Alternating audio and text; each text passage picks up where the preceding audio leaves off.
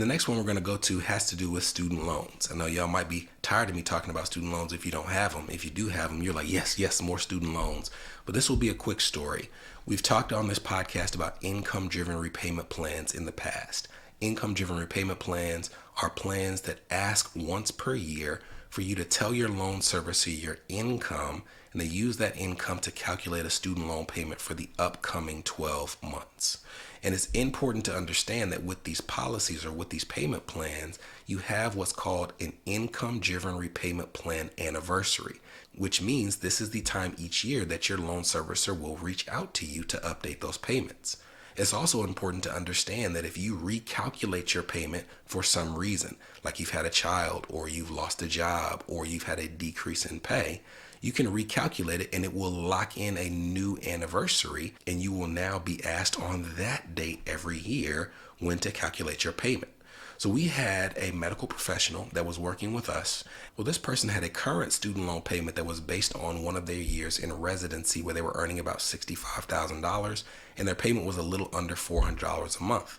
But the next time their student loan servicer asked for their income, they were going to have access for their current income of over $350,000, and it was going to increase their student loan payment to over $2,500 per month, which, as you can expect, they were not keen to do. When we were looking at the date that their loan servicer was planning to reach out, it was August. So in August, if you think about the timing of the year, if you have filed your tax return by April 15th, by August, your loan servicer will definitively have access to your most recently filed tax return. Well, based on the timeline of residencies and fellowships, they end in June or July.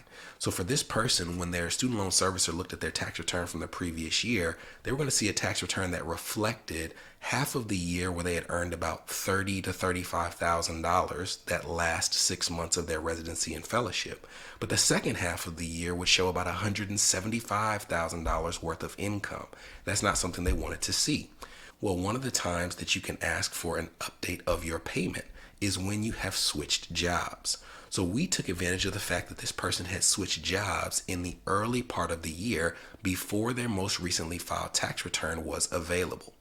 So when their payment was recalculated and the loan servicer accessed their most recently filed tax return, instead of accessing their 2024 tax return that showed about $200,000 of taxable income, it would instead access their 2023 tax return that still showed one more year of residency pay.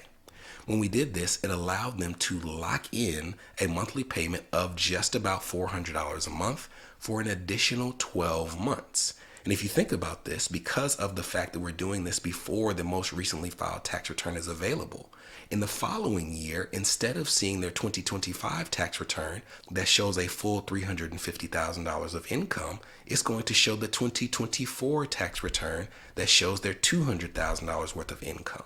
So they would really get 2 full years where they had a significant reduction in payment as compared to what they're actually making, just by their advisor having an understanding of how income-driven repayment plan anniversaries work and the benefit of using those rules to reset the timeline of when your payment was increased.